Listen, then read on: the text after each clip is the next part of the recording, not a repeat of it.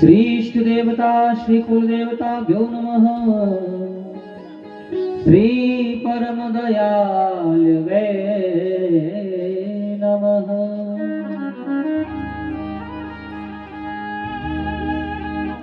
ओम वर्णानामर्थ संघाना रसानां छन्दसामपि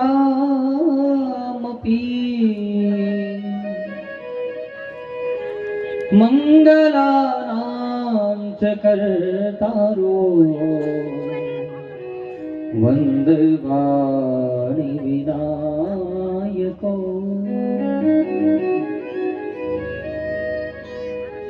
भवानी शंकरो वंदे श्रद्धा विश्वास्वरूपिणो। याभ्यां विना न पश्यन्ति सिद्धः स्वान्तस्त्वमीश्वरम्। वंदे बोधमयं नित्यं गुरुं शंकररूपिणम्।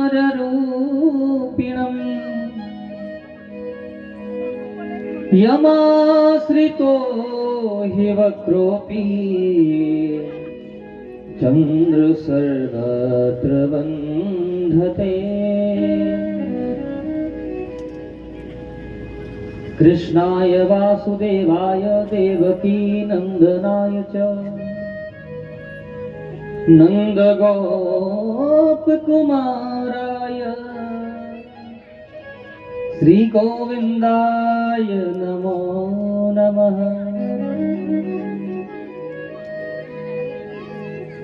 मनोजवं मारुततुल्यवेगम्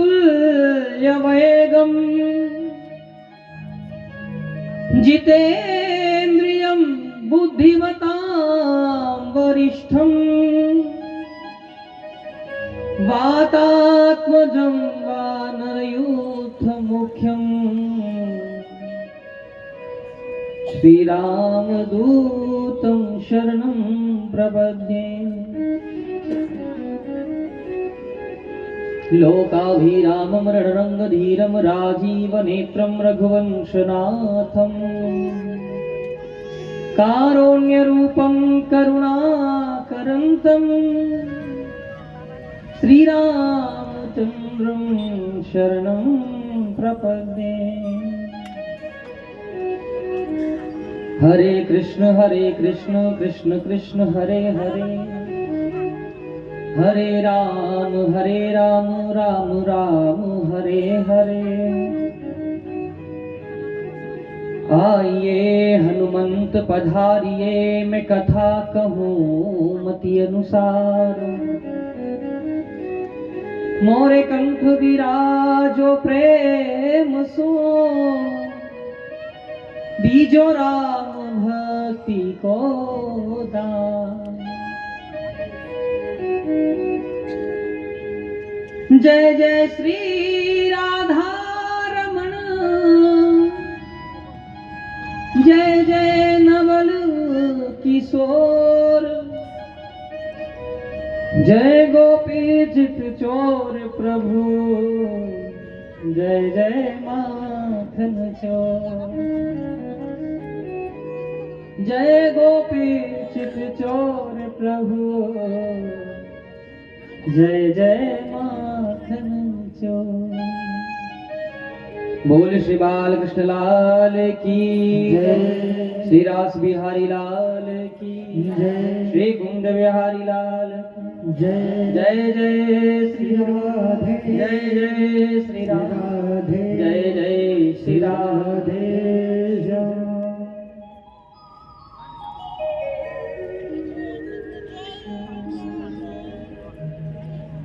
परम मंगलमय परात्पर अखिलेश्वर अकारण करुणालय वरुणालय के सागर तड़िंदित निंदित पीतांबर धारी भगवान श्री बालकृष्ण लाल की वांगमय प्रतिमूर्ति स्वरूप श्रीमद् भागवत महापुराण के चरणारविंद में कोटि कोटि नमन। भगवान श्री अवधपति श्री सीताराम भगवान के श्री चरणारविंद में कोटि कोटि नमन। अवधपति श्री सीताराम भगवान के चरणों की सेवा करने वाले श्री हनुमान जी महाराज के चरणारविंद में कोटि कोटि नमन। पूज्यपाद श्री सद्गुरुदेव भगवान के श्री चरणारविंद में कोटि कोटि नमन। एवं भगवान श्री आशुतोष महादेव सांब सदाशिव श्री उमाशंकर भगवान श्री महादेव के चरणारविंद में कोटि कोटि नमन। आदि शक्ति मां परम्बा जगत जननी भगवती मां उमा देवी के चरणारविंद में कोटि कोटि नमन। एवं मंडपस्थ मंचस्थ विराजमान विप्र देवता ब्राह्मण देवताओं के चरणारविंद में कोटि कोटि नमन। मां शारदा की उपासना करने वाले भक्तवृंद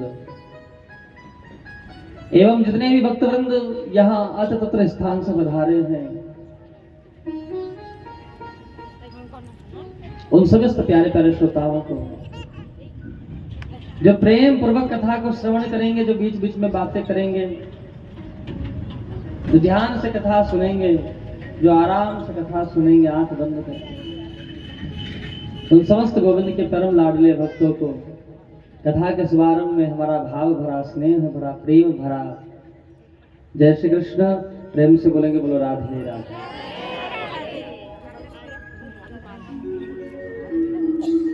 यहाँ पर आए जो नर नारी, उनको राधे श्याम हमारी। और आइए बड़े भाव के साथ में, प्रेम के साथ में आज की पावन वेला प्रारंभ करेंगे। उससे पहले भगवान का नाम स्मरण करेंगे कि हे प्रभु, आपके नाम स्मरण मात्र से हमारी मन और वाणी दोनों ही पवित्र हो जावें। आप ऐसे हम पर कृपा बनाए और बड़े भाव के साथ में तन्मय होकर बड़े प्रेम के साथ में गाएंगे।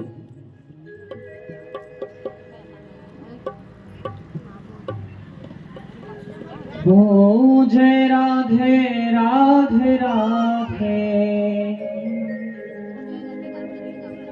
गोविंद राधे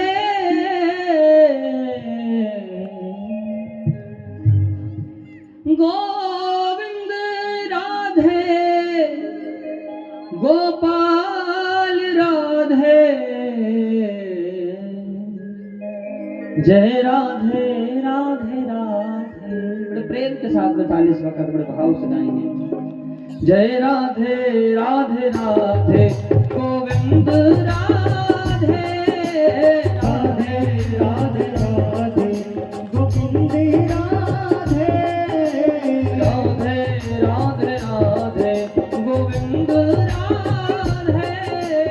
राधे राधे राधे गोविंद राधे गोविंद राधे राधे गोपाल राधे गोविंद राधे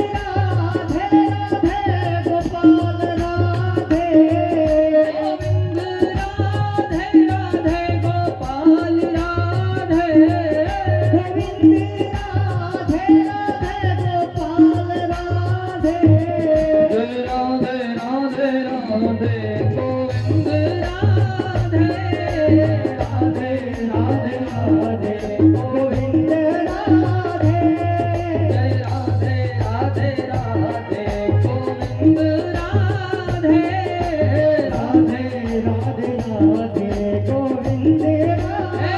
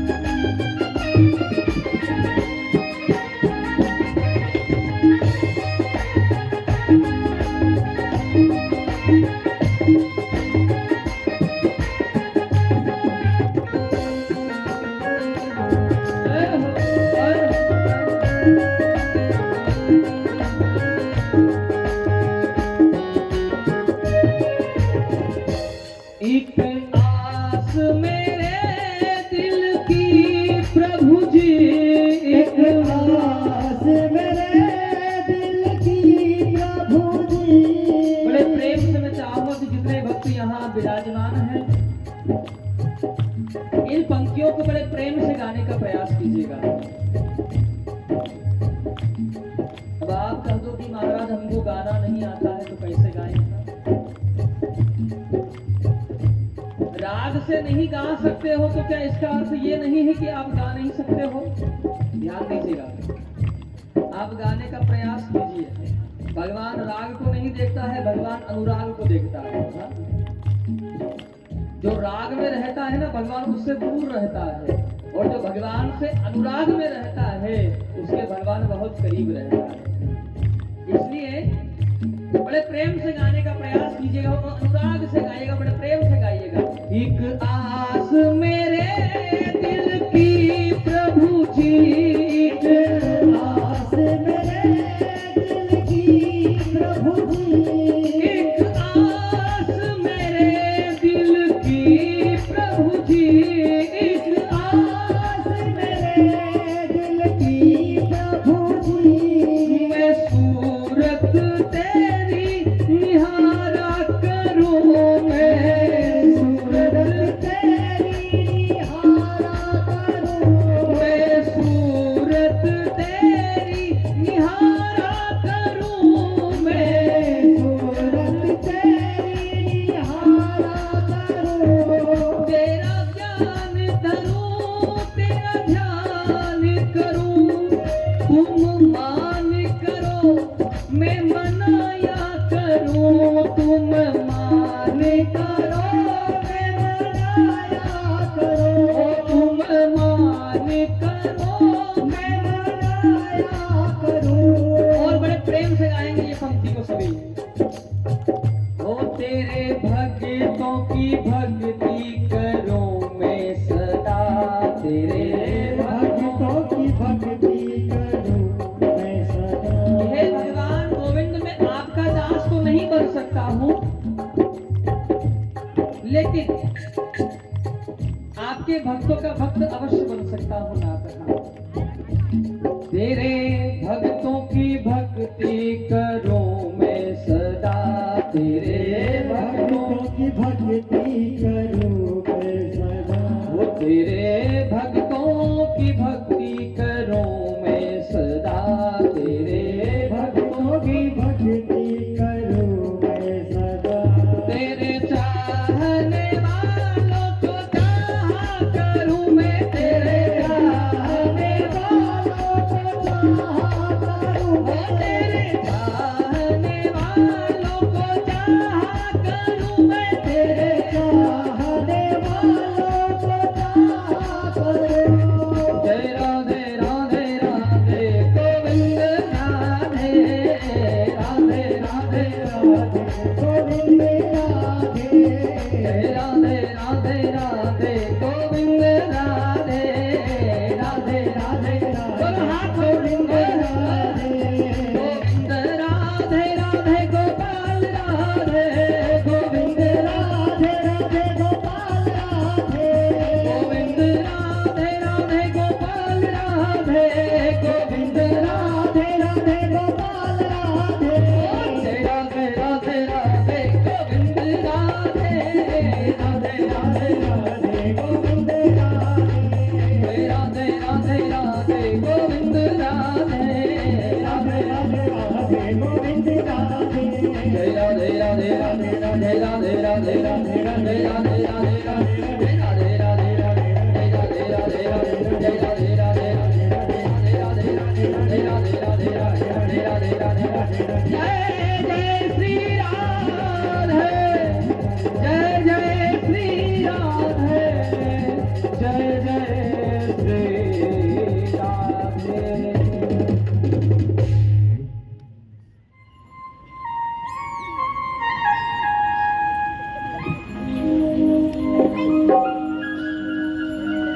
आप सभी कल तक बड़े भाव से प्रसंग श्रवण कर रहे थे। स्वयंभू मनु की 3 कन्याओं के चरित्र थे, आकृति, देवहूति और प्रसूति, जिसमें आप प्रसंग श्रवण कर रहे थे भगवान शिव और माता पार्वती का विवाह। तुलसी बाबा राम कथा में लिख रहे हैं भगवान श्री महादेव के चरित्र को, तो वर्णन करते हैं तुलसी बाबा के है भगवान शिव का जो ये चरित्र है, बड़ा एक अलौकिक चरित्र है भगवान शिव का। और भगवान महादेव के इस चरित्र को जो श्रवण करता है, जो मनन करता है, उसके बारे में यहां वर्णन कर रहे हैं श्री तुलसीदास जी महाराज कि जग जाने सनमुख जन्म करम प्रताप पुरुषार्थ मना। जग जान सनमुख जन्म करम प्रताप पुरुषार्थ मना। यही है तुम्हें मृष के तु सुत कर चरित संक्षेप ही कहा। यही है तुम्हें मृष के तु सुत कर चरित संक्षेप ही कहा। यह उमा शंभु विवाह जे नर नारी कहीं जगा वही। यह उमा शंभु विवाह जे नर नारी कहीं जगा वही। कल्याण काज विवाह मंगल सर्वदा सुख पावही। कल्याण काज विवाह मंगल सर्वदा सुख पावही।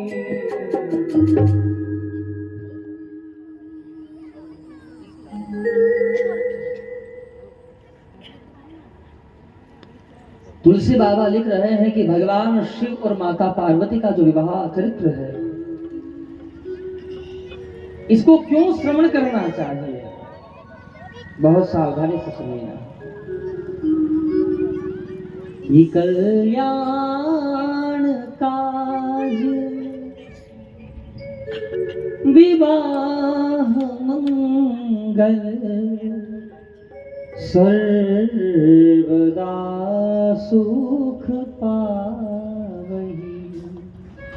इस चरित्र को जो श्रवण करता है, देखो जिस परिवार में पति पत्नी में ज्यादा अनुभव होती है ना, खैर आपके यहाँ नहीं होती होगी, होनी भी नहीं चाहिए। पति पत्नी का तो प्रेम का रिश्ता है, कई कई होती है।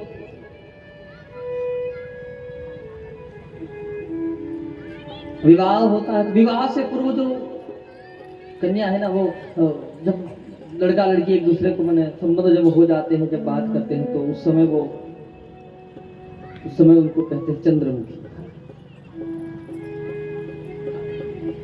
वो मोबाइल पर देखेगा तो भोजन करेगा। होना भी चाहिए भाई आपस में। अपनी पत्नी से प्यार पति अपनी पत्नी से नहीं करे तो किससे करे फिर? करना भी चाहिए। अच्छी बात है, होना चाहिए। मैं ये नहीं कहता कि प्रेम इतना, जितना कर सके उतना करो भाई, पर अपनी पत्नी से करो। हाँ।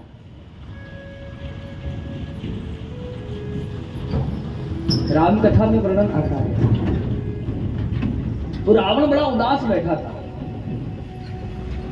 बड़ा उदास रावण, बड़ा दुखी। कब दुखी रहा? बोले जानकी को ले आया फिर भी बड़ा दुखी था रावण। मंदोदरी बोली कि क्या बात है, बड़े उदास लग रहे हो। अरे भाई, जो अब तुम्हारे मन में जब काम जागा या आसक्त हो गए हो आप, ये बात भी बिल्कुल फैक्ट है, सच बोल रहा हूं मैं, ऐसा वर्णन है। कहा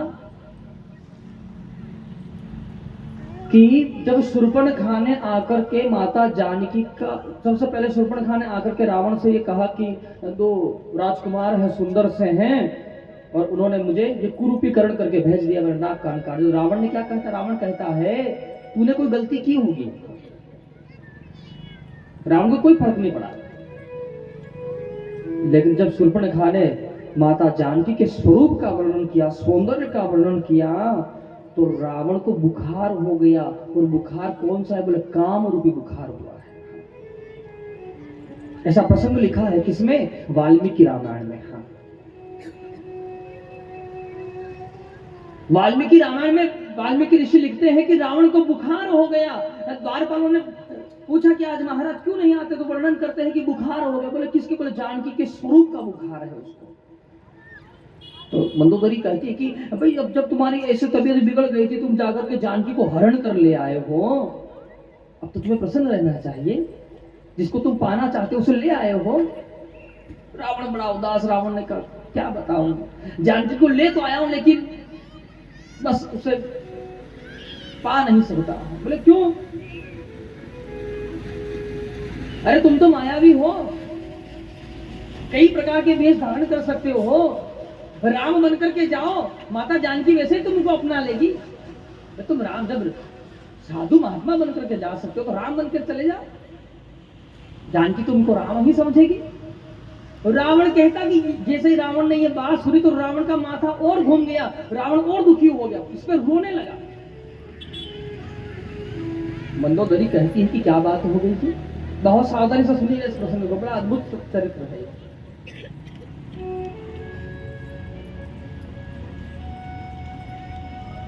मंदोदरी कहती है कि अब क्या हो गया? रावण कहता है कि ये दोहरी समस्या है। बोले कैसे? बोले मैं ये भी प्रयोग कर चुका हूं। अब बहुत सुंदर बात है, बहुत ध्यान से सुनिएगा। रावण कहता है कि मैं ये भी प्रयोग कर चुका हूं, और जब भी मैं राम बनकर के जानकी के सामने जाता हूं तो मुझे केवल तू अपनी पत्नी दिखाई देती है, बाकी सब माता और बहन दिखाई देती है।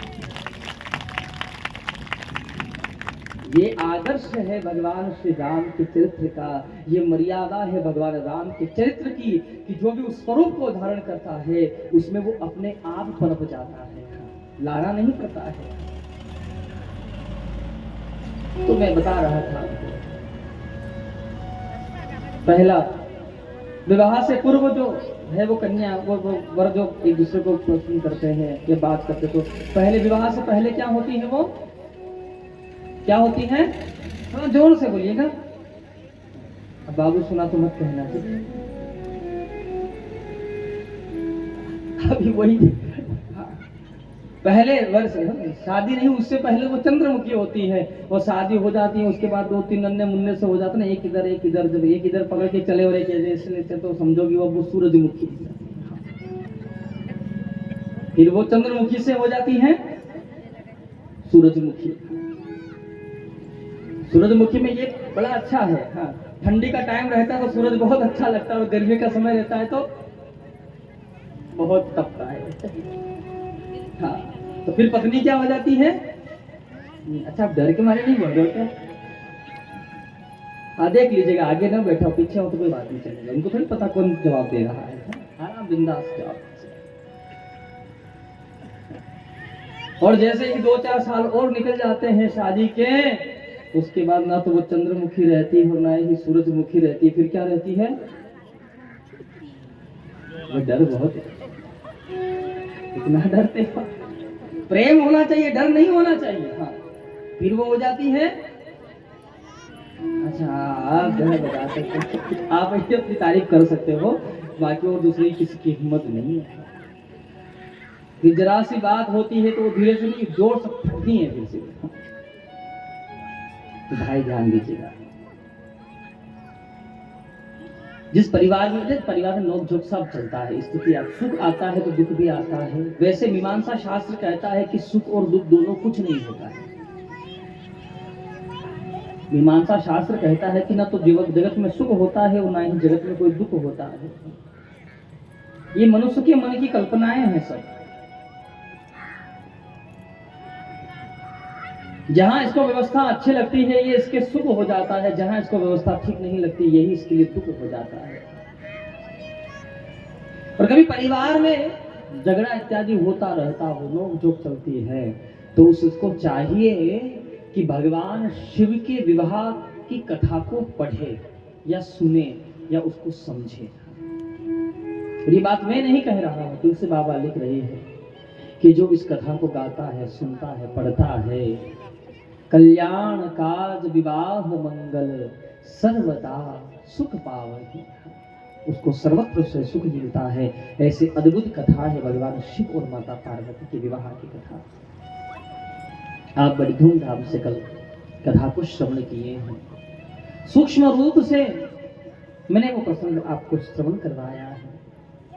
यहां से आगे कथा में उल्लेख करते हैं, सुखदेव बाबा से प्रश्न किया है, राजा परीक्षित जी ने कि गुरुजी, आपने 3 कन्याओं का चरित्र मुझे श्रवण करवाया है, मन को बहुत सुख लगा है हमारे यहाँ, लेकिन गुरुदेव उनके जो सुना है, आप बता रहे थे कि 2 बेटा भी हैं, उन बेटाओं का क्या हुआ? अच्छा, मैं जो बोल रहा हूँ बराबर समझ में आ रहा है ना? प्रेम से बोलेंगे बोलो राधे राधे। अच्छा, जिनको समझ में नहीं आ रहा है वो जोर से बोलेंगे बोलो राधे राधे।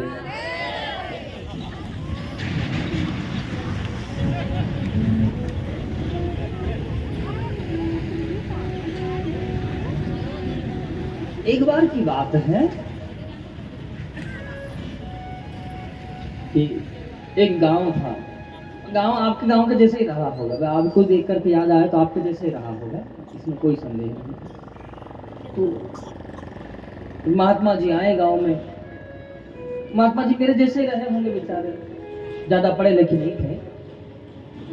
गांव में आए तो गांव के लोगों ने बड़ा स्वागत किया। संत महात्मा आते सभी ही स्वागत करते हैं, बड़ा स्वागत किया उन्होंने। अब गांव के लोगों ने सोचा कि देखो भाई, टेंट अपने घर का है, साउंड अपने घर की है, तो खर्चा तो कुछ लग ही नहीं रहा। पंडित जी, साधु महात्मा भी मिल गए, प्रवचन सुनाने वाले, अच्छा खर्चा कुछ है? अब तो कोई खर्चा नहीं है ना भाई, टेंट अपने घर का है, साउंड अपने घर की है, परिवार इतना लंबा थोड़ा है कि अगर एक एक बल्ली पे अपन खड़ी करेंगे तो आराम से अपन टेंट तान सकते हैं। और जब गांव के सभी लोग सदस्य मिलेंगे तो व्यवस्था तुरंत हो जाएगी। कोई चटाई बिछा रहा है, कोई चद्दर बांध रहा है, तो कोई विछाद कर रहा है, कोई व्यास मंच बना रहा है, कोई साउंड लगा रहा है, अलग अलग सब। तो बोले महात्मा जी से कहा, गुरुजी हमको कुछ उपदेश सुना दीजिए। तो महात्मा जी ने कहा कि 3 दिन रुकेंगे आपके गांव में, 3 दिन ही सुनाएंगे। तो समय ऐसे ही पांडाल था और ऐसे ही हमारा जैसे हमको रोका ऐसे उनको रोके थे। पूरे गाँव के इकट्ठे हुए महात्मा जी कथा सुनाने के लिए आए। जैसे ही आए सबने बड़ी आवाज़ करी, सब खड़े हुए, सबने उनका सत्कार किया। व्यास जी मंच पर आकर के महात्मा जी बैठे। अब मैंने पहले बता दिया महात्मा जी मेरे जैसे ही थे बेचारे।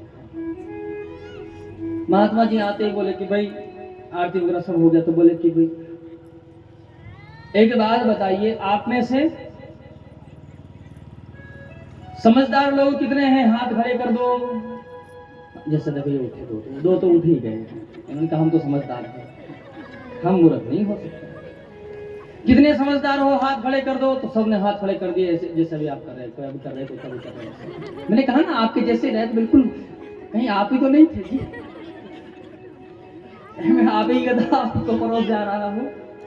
सबने हाथ खड़े कर दिए। महात्मा जी ने कहा सब समझदार हो तो सुनाओ, समझाओ किसको? भाई आप सब समझदार हो तो बताओ किसको, क्या सुनाओ? महात्मा जी व्यास मंच से उठे और चले गए। गांव के लोगों ने क्या कहा तो सुनो कि क्या हो गया महात्मा जी? बोले आप सभी ही समझदार हो तो समझाओ किसको? गांव के लोगों ने देखा जाए ये व्यवस्था तो ठीक नहीं है। अब तो बात कल पे चली गई, एक दिन तो गया, अगला फिर दिन हुआ। तो गांव के लोगों ने कहा आज पूछेंगे तो अब क्या कहेंगे, हम क्या हैं? पहले समझदार ने हाथ खड़ा किया था, अब किस में करेंगे? जिसने किया है वो भी कह सकता है। हाँ, पहले समझदार बने तो महात्मा जी कुछ नहीं बोले, अब की बार बोलेंगे तो अपन क्या कहेंगे? हम तो ना समझ है। हाँ?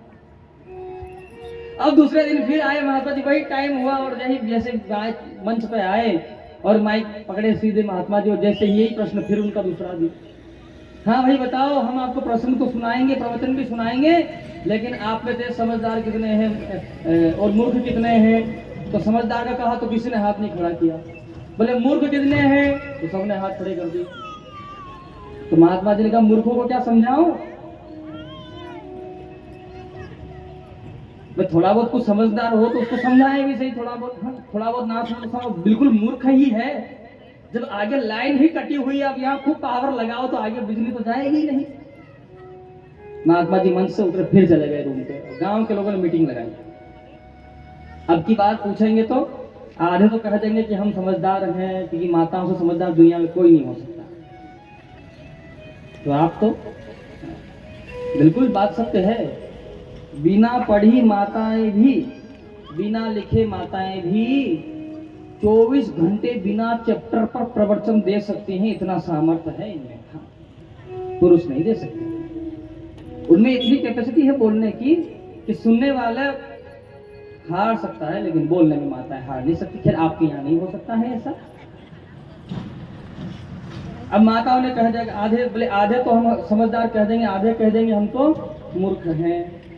महात्मा जी फिर अगले दिन आए और महात्मा जी ने कहा, भाई बताओ आप में समझदार कितने हो? तो आधे ने हाथ खड़े कर दिए। फिर पूछा आप में से मूर्ख कितने हो? तो फिर आधों ने हाथ खड़ा कर दिया। तो महात्मा जी ने कह दिया कि जो समझदार है वो इन मूर्खों को समझा देना। फिर महात्मा जी चले गए और उसमें 3 दिन पूरे हो गए। तो कदाचित तो मैंने भी कहा कि भाई जिनको समझ में न आ रहा हो तो जोर से बोले, तो सबने जो एक करा जोर से लगा। थोड़ा एक्टिव रहिए जी, उसमें आपको भी आनंद आएगा और मुझे भी आएगा। प्रेम से बोलेंगे, बोलो राधे। ऐसा है नहीं है कि केवल श्रोता को ही सुख मिलता है सुनने में। जब श्रोता अच्छा मिल जाता है तो वक्ता को भी कहने में बड़ा आनंद आता है। सुखदेव बाबा कहते हैं कि राजन, 2 बेटा हैं इनके, स्वयंभू मनु के। पहले बेटा जो बड़े बेटा हैं जिनको नाम है प्रियव्रत, और दूसरे बेटा हैं जिनको नाम है उत्तानपाद। लेकिन यहाँ जब कथा प्रसंग वर्णन कर रहे हैं तो सबसे पहले उनके जो छोटे बेटा हैं उत्तानपाद, उन राजा की कथा का उल्लेख किया है। एक राजा है जिनका नाम है उत्तानपाद। इनकी 2 पत्नियां हैं, माता सुनीति और माता सुरुचि। पहले शब्दों से स्पष्ट समझ लीजिएगा कि ये कौन है। ये किसी राजा और महाराजा की कथा का उल्लेख नहीं है।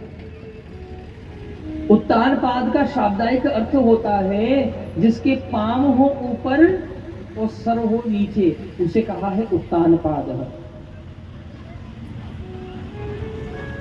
जिसके पांव ऊपर हो सर नीचे हो उसको कहा है उत्तानपाद। आप और हम जब मां के गर्भ में आए तो हमको भी भगवान ने उल्टा ही लटकाया था। ऐसे हमारे भी पांव ऊपर थे और सर नीचा था। जैसे ही ये जीव मां के गर्भ से बाहर आता है तो इसका 2 कन्याओं के साथ विवाह हो जाता है। एक है सुनीति और दूसरी है सुरुचि। सुनीति कौन है? बोले नियम से चलने वाली बात कहे, न्याय से चलने वाली बात जो कहे वो है सुनीति। जो शास्त्र के अनुसार चलाए, जो शास्त्र के अनुसार हमें चलने या जीने का अवसर या बात कहे, वो है सुनीति। और दूसरी स्त्री है जिसका नाम है सुरुचि। रुचि का अर्थ होता है मन के अनुसार चलने वाला। आप कथा में, आपकी नीति ने आपसे कहा, आप कथा में आकर के बैठे हो, थोड़ा विलंब हुआ पर आपका मन कहता है, रुचि कहती है अरे कहाँ पड़े हो चक्कर में, कोई नहीं है टक्कर में, चलो उधर। ना पंडित जी पांव लंबे करने देते हैं, ना किसी से बात करने देते हैं, ना सोने देते हैं, ना पानी पीने देते हैं, ना किसी को तरफ देखने देते हैं। चलो भाई यहाँ से चलो, चलो घर जाएंगे आराम से, आराम करेंगे अपने गद्दे बिस्तर पर बिछा के मस्त आराम करेंगे, टीवी देखेंगे आराम से। आपकी रुचि ने आपसे कहा और आप यहां से चल उठ करके चल दिए। तो यहां उल्लेख वर्णन किया है, ध्यान दीजिएगा, जीवन में दुनिया में जितनी कुछ समस्याएं हैं ना, वो किसकी है? बोले मन की समस्याएं हैं। कि मन के हारे हार है और मन के जीते जीत मन ही मिलावत राम सो, और मन ही करत फजीत। दुनिया में जितनी भी कुछ गड़बड़ है ना, वो सब किसके द्वारा है? मन के द्वारा है। मन के द्वारा जितनी भी समस्याएं जीवन में हो रही है, ये सब किसके द्वारा? अपने मन के द्वारा होती है। एक मन ही तो है जो भगवान के चरणों के सिवा कहीं भी लग जाता है। इसको घूमने की कह दो, खाने पीने की कह दो, इसको सोने की कह दो, जिसके लिए इस मन को कहोगे हर बात के लिए वो तैयार रहेगा। और भजन की कह दो तो इसे बुखार हो जाता है, हाँ, ज्वर हो जाता है इसे। और ज्वर कौन सा है? मोह रूपी ज्वर।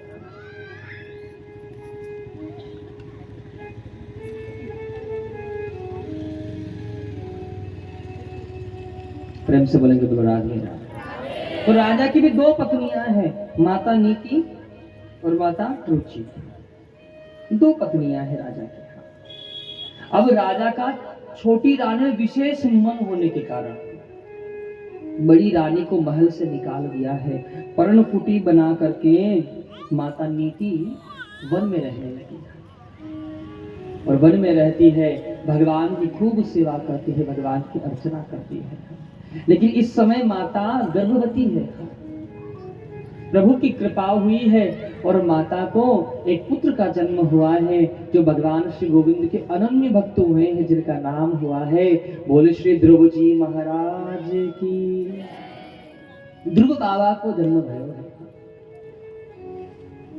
और इधर प्रभु की कृपा हुई है कि माता रुचि के द्वारा उत्तानपाद महाराज को एक पुत्र की प्राप्ति हुई है, जिसका नाम है उत्तम। एक दिन की बात है, ध्रुव बाबा 4.5 वर्ष की अवस्था के हो गए। भाई कौन बालक ऐसा होगा जो अपने पिता से मिलना न चाहे? कहा माता मेरे पिताजी कौन है? तो माता नीति कहती है कि बेटा यहाँ के जो महाराज है ना, वही आपके पिता है, आप राजकुमार हो। तो ध्रुव बाबा ने कहा मैया तो हम पिताजी से मिलकर के आ जावे। माता ने कहा ठीक है बेटा।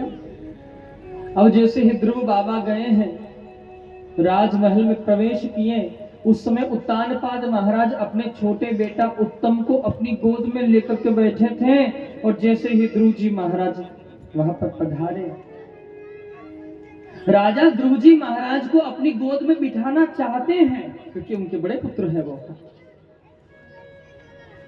लेकिन अपनी छोटी पत्नी के भय के कारण उन्होंने ध्रुव की ओर देखा ही नहीं।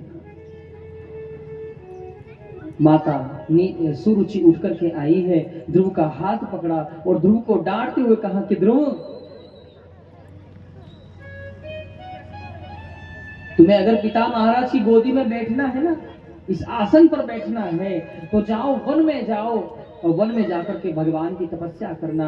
और जब वो भगवान तुम्हें दर्शन दे, वो भगवान पूछे तुम्हें क्या चाहिए, तो उस भगवान से कहना कि मुझे मेरी छोटी माता के गर्भ से जन्म दो। और जब तुम मेरे गर्भ से जन्म लेकर के आओगे, मेरे पुत्र बनकर के आओगे, तब इस राज सिंहासन पर बैठने के अधिकारी बनोगे। अभी तुम दासी पुत्र हो, चले जाओ यहाँ से। हाँ। माता सुरुचि ने यहाँ तक ठीक कहा है। कहाँ तक? कि वन में जाओ, वन में जाकर के भगवान की तपस्या करना, तुम्हें भगवान दर्शन देंगे, यहाँ तक ठीक कहा है माता ने। लेकिन गड़बड़ कहाँ कर गई? गड़बड़ उन्होंने ये कह दी है कि वो भगवान पूछे तो कहना कि मुझे मेरी छोटी माता के गर्भ से जन्म दो। यहां वो गड़बड़ कर गई। ध्रुव जी महाराज को डांटते हुए जैसे ही ये बात कही है, रोते हुए बिलखते हुए ध्रुव जी महाराज अपने घर वन के लिए प्रस्थान किए जहां उनकी पर्णकुटी बनी हुई है। जैसे ही ध्रुव जी महाराज पहुंचे, माता सुनीति ने देखा कि पुत्र ध्रुव रो रहे हैं, कहा अंक में भर लिया, हृदय से लगाई है माता और कहा कि बेटा तुम क्यों रो रहे हो, तुम्हारे रोने का कारण क्या है पुत्र। बस यही बात कही तो ध्रुव बाबा कहते हैं कि माता मैं अभी अभी राजमहल से आ रहा हूं, वहां मेरी छोटी माता ने कहा है कि मैं दासी पुत्र हूं, तो क्या मैया सच में आप राजा की रानी नहीं हो, आप दासी हो। बोले और क्या कहा है बेटा आपकी माता ने। बोले मेरी मैया ने कही है मोते कि वन में भगवान रहते हैं, तो क्या मैया सचमुच में वन में भगवान होता है क्या।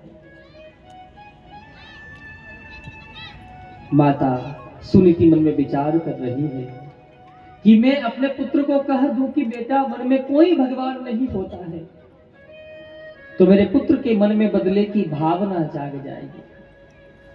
इसलिए माता ने कह दिया कि वन में भगवान होता है बेटा। ध्रुव जी महाराज ने अपनी माता को प्रणाम किया है और माता का आशीर्वाद लेकर के ध्रुव जी महाराज यहाँ से प्रस्थान किए हैं भगवान को ढूंढने के लिए वन में। लेकिन उस भगवान का नाम नहीं जानते हैं, उस भगवान का स्वरूप नहीं जानते हैं, वो कैसा दिखता है, क्या खाता है, कहाँ रहता है। जैसे ही वन में पधारे हैं, ये बात मैं पूर्व भी आपको वर्णन किया हूं कि जब भगवान कृपा करता है तो गुरु को भेज देता है, और जब गुरु कृपा करता है तो भगवान से मिलाया दिया करता है। प्रेम से बोलेंगे बोलो राधे। ये दोनों एक दूसरे के पूरक हैं।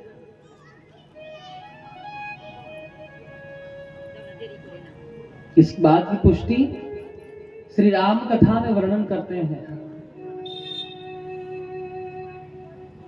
विभीषण जी महाराज का और हनुमान जी का संवाद होता है, दोनों आपस में मिले तो वर्णन करते हैं तुलसीदास जी महाराज। अब मोहि भरोस हनुमंता, बिनु हरि कृपा मिले नहीं संता। जब प्रभु की कृपा नहीं होती है तो संत के दर्शन नहीं हो सकते हैं, और संत कृपा करता है तो भगवान के दर्शन हो जाते हैं।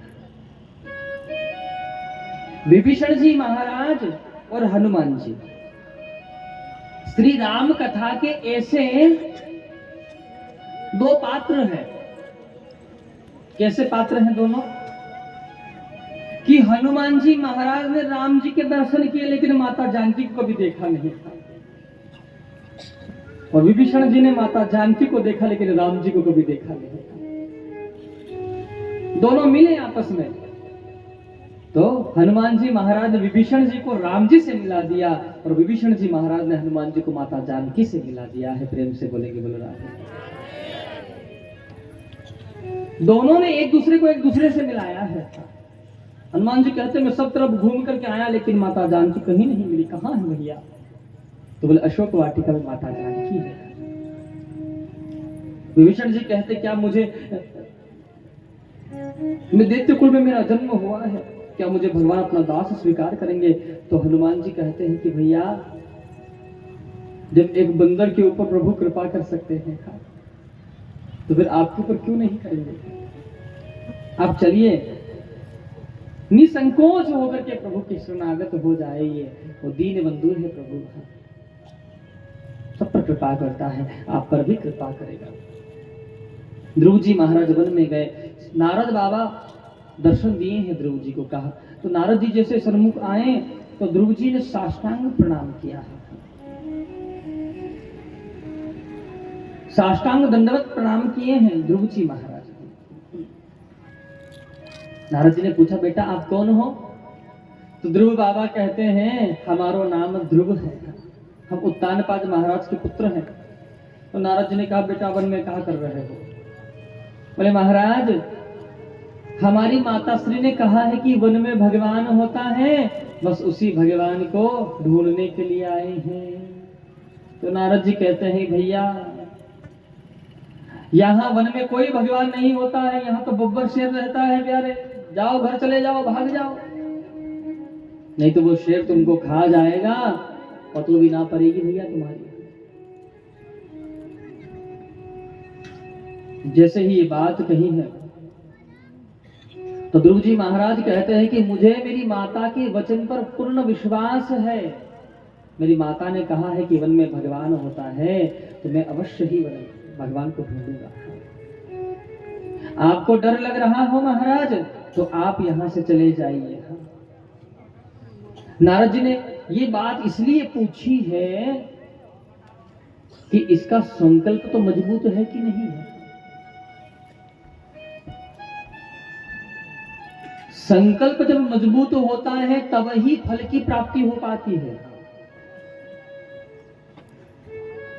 जैसे आपने ये सत्संकल्प लिया क्या कि कथा का आयोजन होगा, ये आपके मन में आपने संकल्प ले लिया, सत्संकल्प, दृढ़ संकल्प आपने ले लिया, तो ये संकल्प की पुष्टि कब हो सकती है? जब इस संकल्प को साकार करने के लिए सन्निष्ठ प्रयास करोगे आप। जब आप प्रयास करोगे तो ये सदसंकल्प फिर चरितार्थ होकर के दिखेगा, और जो अभी आप देख रहे हो ये संकल्प चरितार्थ है। ये आपने सदसंकल्प लिया है जिसके लिए आपने पुरुषार्थ किया है, सन्निष्ठ प्रयास किए हैं, और वो प्रयास जब आपके सफल हुए, क्योंकि संकल्प मजबूत था तो प्रयास भी सफल हुआ है, और सफल हुआ तो आज सब इस छत के नीचे बैठ करके भगवान का गुणगान गा रहे हैं। नारद जी ने कहा बेटा वन में भगवान नहीं होता है, शेर रहता, जाओ वन घर चले जाओ। तो बोले डर आपको लगता है तो आप चले जाओ महाराज, मुझे मेरी माता पर विश्वास है। नारद जी को पहचान हो गई कि इसका संकल्प सदसंकल्प है, मजबूत है संकल्प। कहा बेटा तुम उस भगवान का नाम जानते हो? कभी वो भगवान सामने आ गया तो?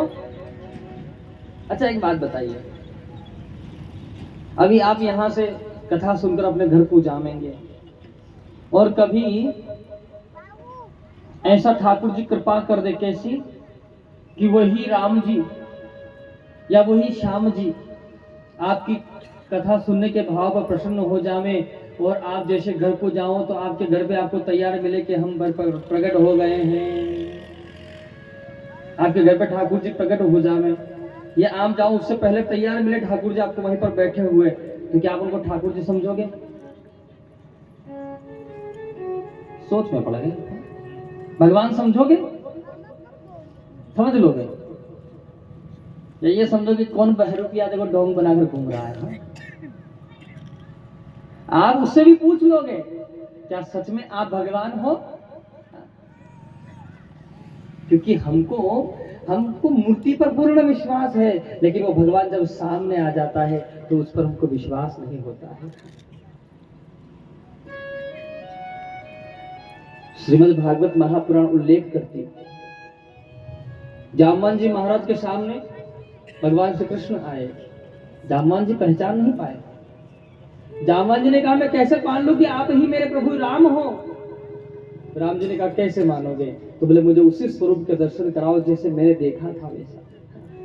तो बदल के आओगे तो नहीं पहचान पाऊंगा। और भगवान भी जब आता है तो ना जाने किस रूप में नारायण मिल जाए, भगवान न जाने किस रूप में आपके द्वार आपके सन्मुख आ जाए। इसलिए प्रत्येक जीव मात्र पर प्रेम करना चाहिए जीव मनुष्य को। नारद जी ने कहा बेटा भगवान को जानते हो? कैसा दिखता है, कैसा नाम है, क्या जानते हो? नारद जी ने जैसे ये बात कही तो ध्रुव जी ने कहा हम तो नहीं जानते जी, वो भगवान कैसा दिखता है, क्या करता है। तो ध्रुव जी ने कहा, मना किया, तो नारद बाबा ने कहा बेटा कभी वो भगवान सामने आ जाएगा तो पहचानोगे कैसे? तो ध्रुव बाबा ने कहा कि गुरु जी आप जानते हो वो भगवान कैसा है, उनका क्या नाम है?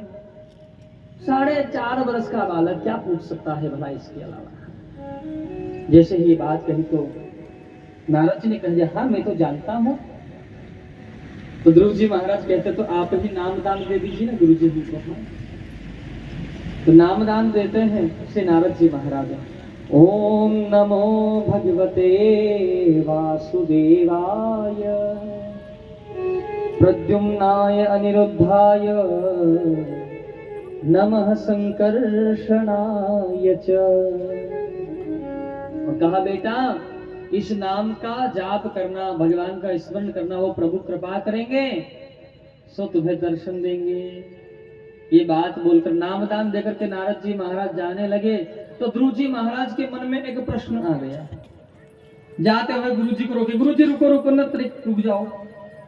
नारद ने कहा का बेटा का बात हो गई, पूछो कहा सवाल है मन में, कुछ बात है।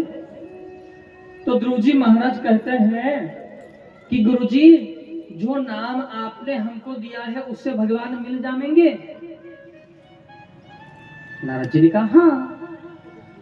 ध्रुव जी ने कहा कभी आपने भी दर्शन किए हैं भगवान के कि मुझे ही बना के जा रहे हो? हाँ? कभी आप देखे हो भगवान को? तो नारद जी क्या कहते हैं, बेटा देखने की तो बात छोड़ दो, मैं अभी उसी भगवान के पास जा रहा हूं जिसका तुम्हें नाम दान दिया है मैंने। जैसे ये बात कही तो ध्रुव जी महाराज कहते तो गुरु जी एक काम हमारा एक और कर दियो बस जाते जाते। बोले क्या? बोले उस भगवान के पास जा रहे हो? बोले पक्की बात है? बोले हाँ। तो बोले उस भगवान से जाकर के कहना कि मेरा नाम ध्रुव है, मैं उत्तानपाद महाराज का बेटा हूँ। वो भगवान मुझे दर्शन देंगे कि नहीं देंगे? भाई दर्शन देते हो तो माला झोली लेकर के भजन करूं, और जब नहीं दर्शन देते तो यहाँ बैठने से फायदा ही क्या है? ये बात पूछ करके जल्दी आ जाना गुरुजी, मैं यहीं पर मिलूंगा। कहाँ? बोले ब्रज भूमि में निधिवन में, जमुना जी में स्नान करके पीपल वृक्ष के नीचे निधिवन में बैठ करके उस भगवान का भजन करूंगा। तो उस भगवान से कहना टाइम से ही ये समाचार लेकर के आ जाना। आइए बड़े प्रेम के साथ में एक पद का गान करेंगे, बड़े भाव से सभी गाएंगे। आप ये विचार न करें कि केवल ध्रुव जी महाराज प्रार्थना कर रहे हैं, आप ये मन में विचार करें ये जीव रूपी ध्रुव रूपी जीव है, अपने गुरु का ध्यान करते हुए उस भगवान को संदेश पहुंचाए। बड़े प्रेम के साथ में गाएंगे सभी। हो सत्य गुरु मेरो संदेश हरि से जाय सुना देना। और भगवान से कहना क्या? सुनो लागे यो तेरो देश रे, ओ सुनो लागे यो तेरो देश, मुझे तेरे पास बुला लेना। सतगुरु मेरो संदेश हरि से जाय सुना देना। सतगुरु मेरो संदेश हरि से जाय सुना देना। ओ सतगुरु मेरो संदेश हरि से जाय सुना देना। सतगुरु मेरो संदेश हरि से जाय सुना देना। ओ सुनो लागे यो तेरो देश रे, सुनो लागे यो तेरो देश रे, ओ सुनो लागे यो तेरो देश रे, सुनो लागे यो तेरो देश, मुझे तेरे पास बुला लेना। मुझे तेरे पास बुला लेना। हो मुझे तेरे पास बुला लेना। मुझे तेरे पास बुला लेना। जय हो।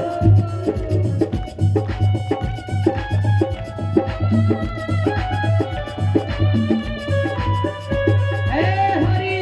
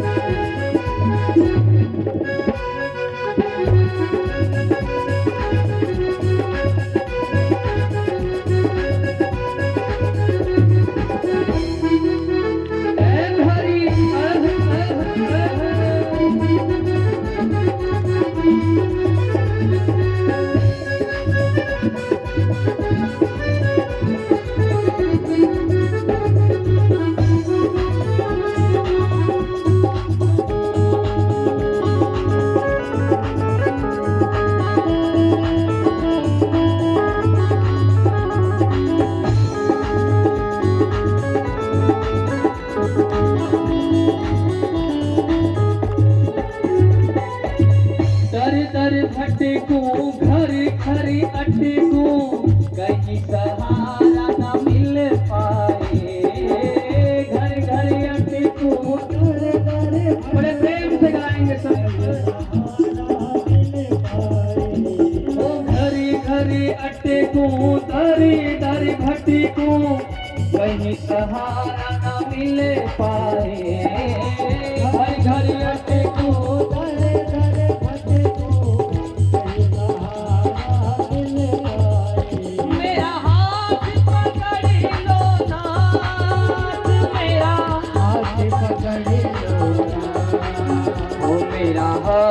पकड़ लो नाथ मुझे तेरे पास बुला लेना।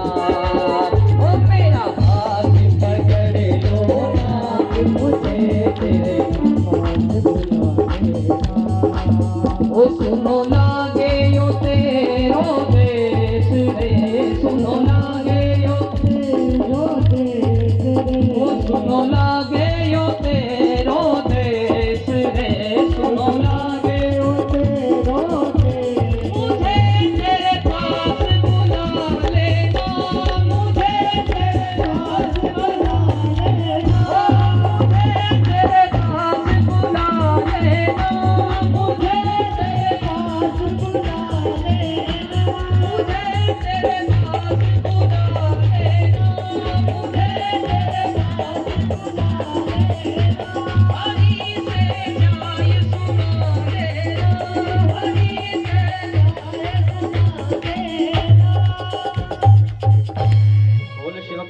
भगवान की। नारद जी महाराज ने जैसे ही ध्रुव बाबा ये बात किए तो देखो चेला बना लिए हैं तो काम भी करना पड़ता है। पहले तो कोई संबंध नहीं था तो आना खाने भी कर लेते, लेकिन अब तो कंठी दे दिए हैं, गुरु बन गए हैं, तो भाई अब काम तो करना ही पड़ेगा।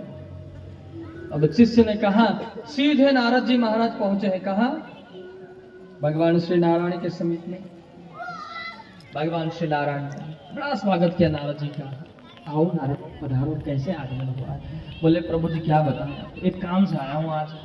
भगवान नारायण ने कहा क्या बात है, नौकरी कर ली का? आज काम से आए हो, क्या काम है? बोले काम कोई ज्यादा बड़ा नहीं है, नया नया चेला बनाया है हमने। हाँ भगवान नारायण ने कहा अच्छी बात है, चेला बनाया तो।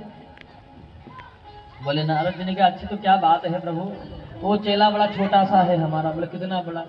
4.5 वर्ष का है। भगवान श्री नारायण ने कहा कि ज्यादा और बड़ा नहीं मिला क्या? अरे बोले पूछो नहीं प्रभु। वो प्रभु निधिवन में बैठ करके आपका भजन कर रहा है, उसका नाम ध्रुव है, उत्तानपाद महाराज के वो पुत्र है, वो आपके भजन कर रहे हैं। और उन्होंने ये पूछवाया है कि आप उनको दर्शन दोगे या नहीं दोगे, और दर्शन दोगे तो कब दोगे?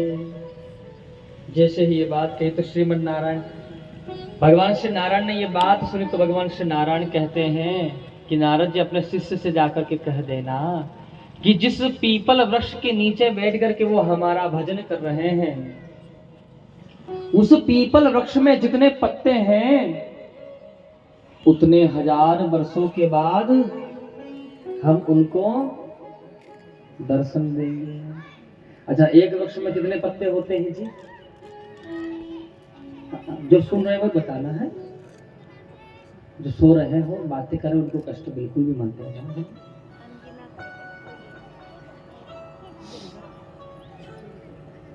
अच्छा, एक पेड़ में कितने पत्ते हो सकते हैं?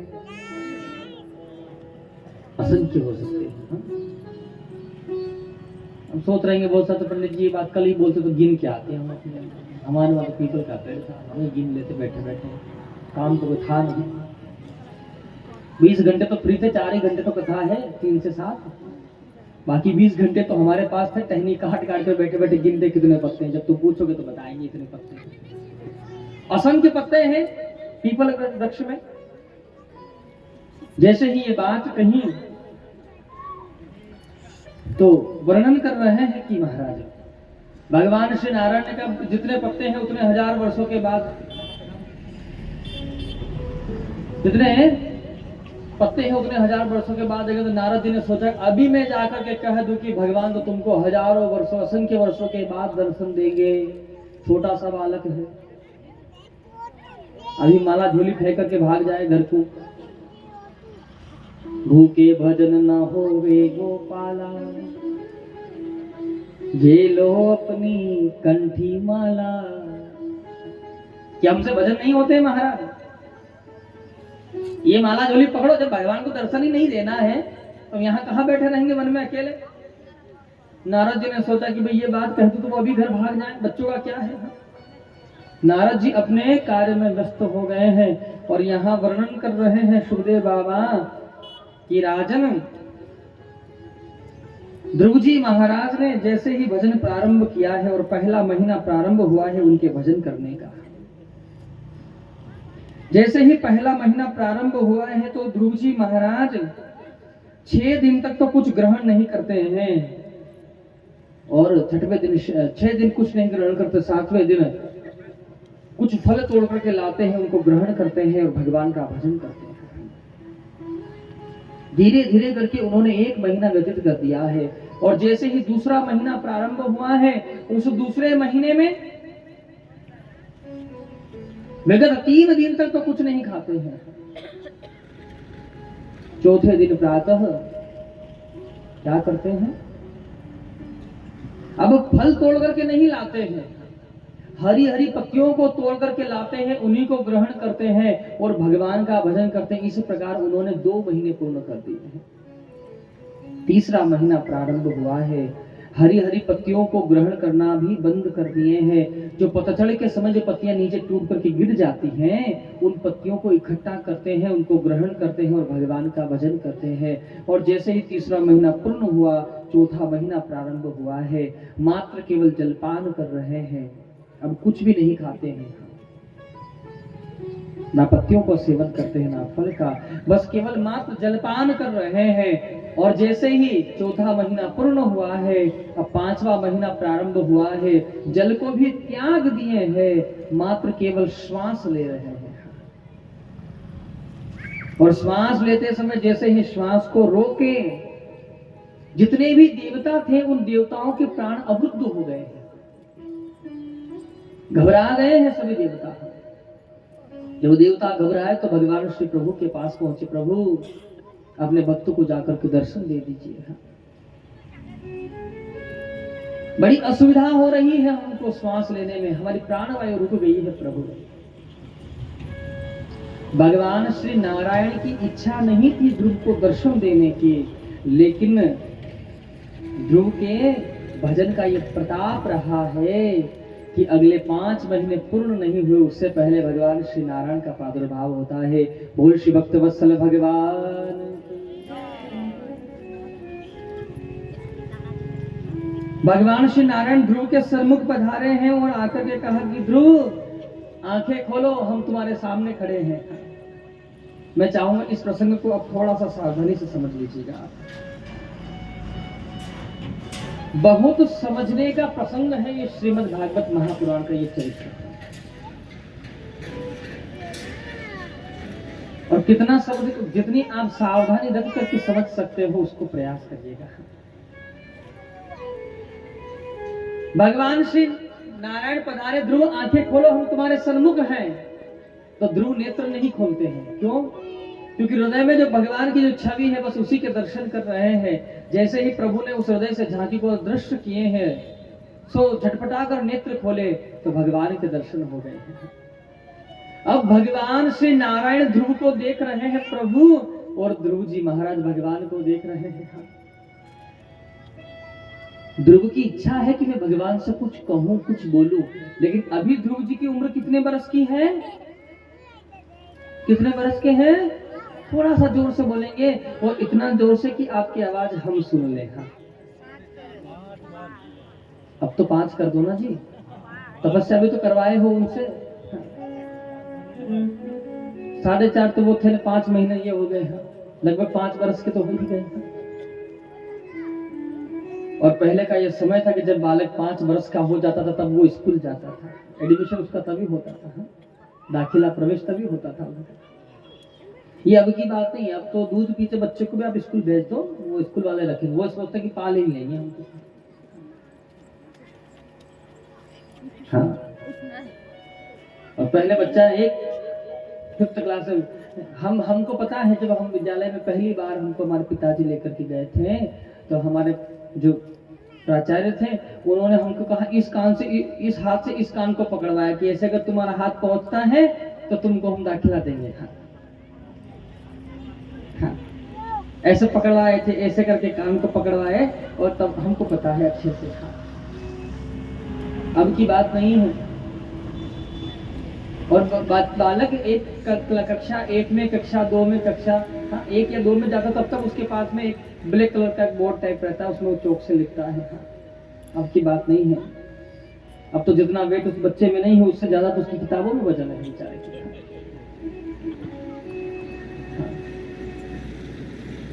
बता, तेरे को भी स्कूल भेजेंगे तो ये सब भूल जाएगी।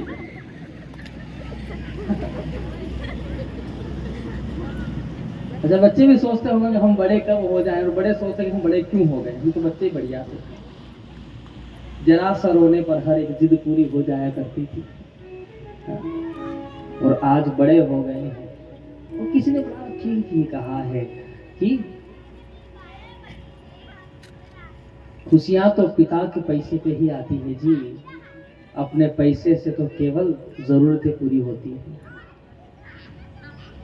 जितनी मौज मस्ती आप कर सकते हो वो पिता के पैसे पे कर सकते हो। जब आप कमाना चालू कर दोगे तो केवल बस जरूरतें पूरी कर सकते हो आप अपनी। ध्रुव जी महाराज 5 वर्ष की अवस्था के सोच रहे मैं भगवान से कुछ कहूं या कुछ बोलूं, लेकिन 5 वर्ष का बालक है, क्या बोले भगवान से। भगवान ने अपना पांचजन्य शंख लिया है, ध्रुव जी महाराज से कपोल पर थपथपाया है। ध्रुव जी महाराज को चारों वेदों का ज्ञान हो गया है। ध्रुव जी महाराज भगवान से प्रार्थना कर रहे हैं। इधर ध्रुव जी महाराज और भगवान श्री नारायण का संवाद हो रहा है कि उसी समय श्री नारद जी महाराज वो संदेश लेकर के आए हैं। कौन सा? जो भगवान ने कहा था ध्रुव के लिए कि जिस पीपल वृक्ष के नीचे बैठे हो उतने वर्षों के बाद मिलेंगे भगवान।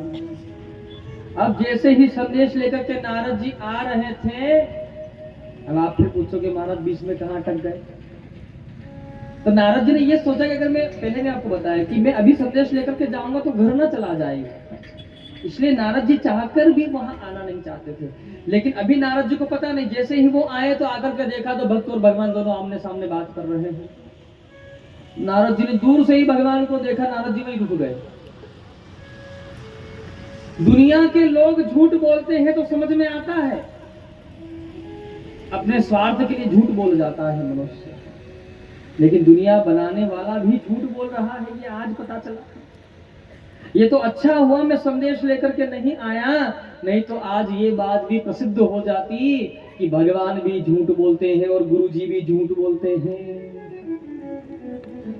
ये बात सत्य हो जाती कि गुरु भी झूठ बोलता है। अच्छा हुआ मैं विलंब से आया हूं।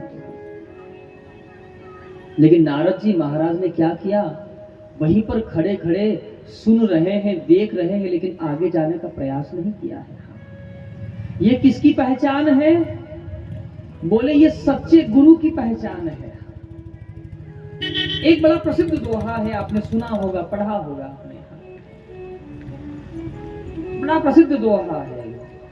गुरु गोविंद दो खड़े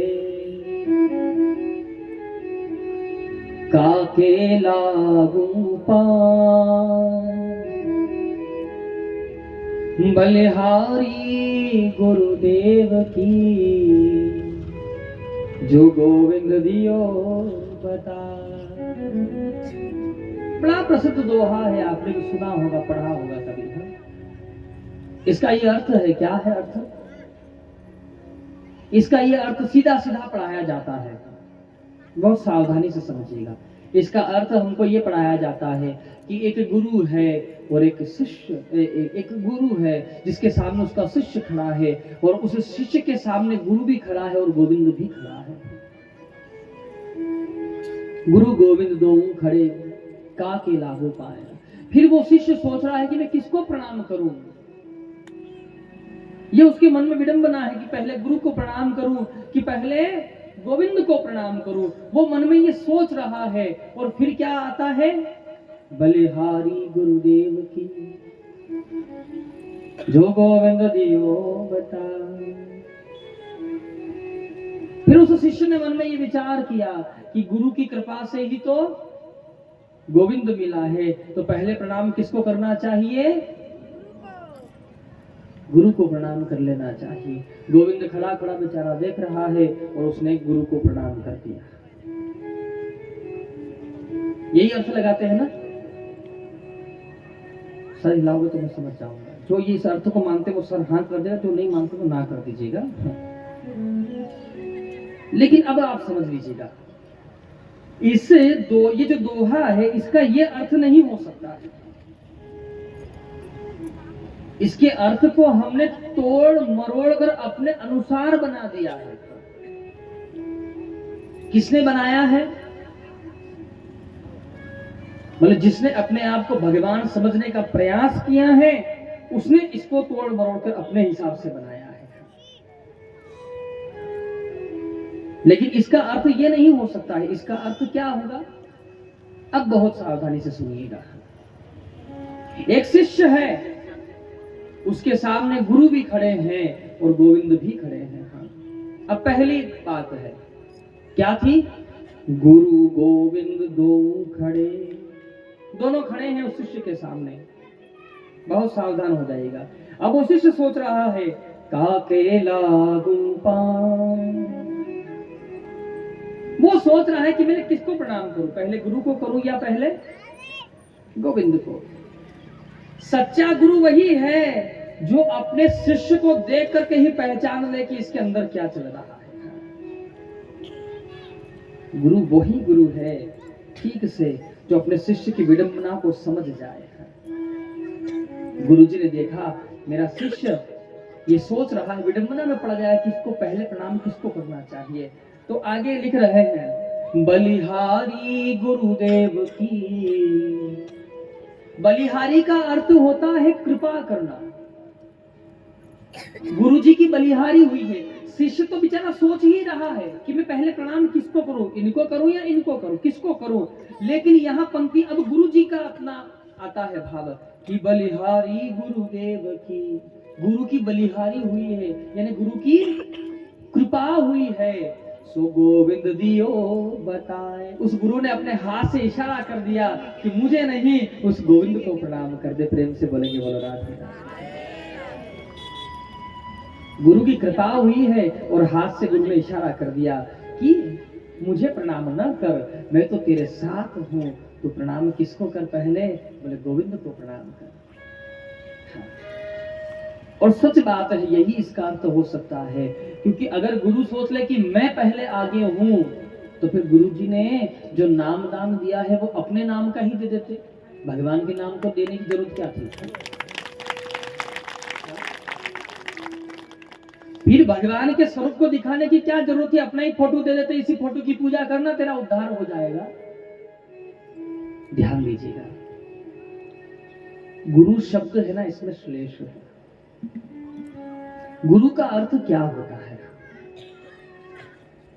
आज ये व्यास मंच है, इस व्यास मंच पर ये शरीर बैठ करके आपको कथा सुना रहा है।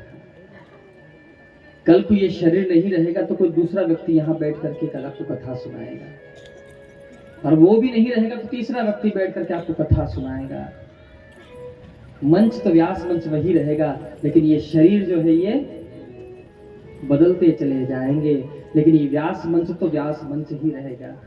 आज भी व्यास मंच है, कल भी व्यास मंच था और कल भी व्यास मंच ही रहेगा। ठीक इसी प्रकार से गुरु एक पोस्ट है, यहाँ सब आते जाते रहते हैं, लेकिन नाम किसका दे करके जाते हैं, भगवान का। एक बात और समझ लीजिएगा, गुरु कैसा होना चाहिए। गुरु अच्छा होना चाहिए, गुरु सच्चा होना चाहिए, गुरु मजबूत होना चाहिए। ऐसा मैं नहीं कह रहा हूं, ऐसा संत श्री हरिदास जी महाराज कह रहे हैं। अब आप पूछोगे ये हरिदास जी कौन है जी? वृंदावन गए होंगे आप, गए हैं वृंदावन? हाँ, वृंदावन में प्रसिद्ध मंदिर है, बोले श्री बांके बिहारी लाल की। जिन हरिदास जी महाराज की कृपा से आपको और हमको भगवान श्री बांके बिहारी उपहार स्वरूप मिल गए हैं, उनके प्राकट्य करता है बांके बिहारी लाल को जिसने प्राकट्य किया है, उनका नाम है श्री हरिदास जी महाराज। वो हरिदास जी महाराज कहते हैं, उन्होंने 7 पंक्तियां लिखी है, उन 7 पंक्तियों में तीसरी पंक्ति लिखते हैं वो, तृतीय करे गुरु समझ। तीसरी बात कहते हैं कि अपने जीवन में गुरु बनाए, लेकिन कैसा होना चाहिए? केवल गुरु नहीं होना चाहिए, समझ शब्द लिखा है, समझ। तृतीय करे गुरु समझ, गुरु को बनाना है कैसे? सोच समझ करके।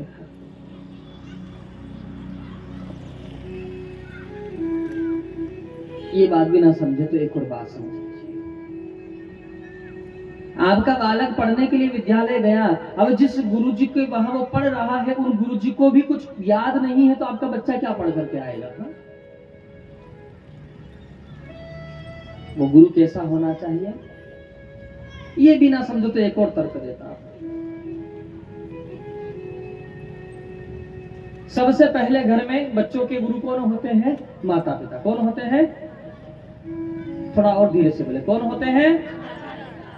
और धीरे से बोले, कौन?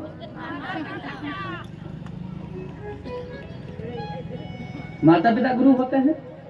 पहली शिक्षा बालक विद्यालय से नहीं सीखता, कहां से सीखता है? घर में से। घर में जैसा रहन सहन होगा, जैसा आचरण होगा, वैसा ही उस बालक का मन बन जाएगा। अच्छा, कोई पिता को बीड़ी या सिगरेट पीने की आदत हो, खैर नहीं होनी चाहिए, भगवान करे आपके यहाँ कोई ना पिए, या किसी पिता को ऐसी आदत हो जाए ना, आदत तो कई प्रकार की हो सकती है, किसी पिता को हो जाए बीड़ी सिगरेट पीने की आदत, तो क्या अपने हृदय पर हाथ रख करके, जितने माताएं आप भी विचार करिएगा, जितने भैया बैठे आप भी विचार करिएगा, क्या आप कभी ये बात सोचोगे कि मैं बीड़ी या सिगरेट पीता हूं तो मेरा बेटा भी पिए? ईमानदारी से, मैं तो आपसे हाँ भी नहीं करवाऊंगा और ना भी नहीं, अपने हृदय से अपने आप से पूछ लीजिएगा, कभी चाहेंगे आप? कभी नहीं चाहेंगे। क्या सोचेंगे?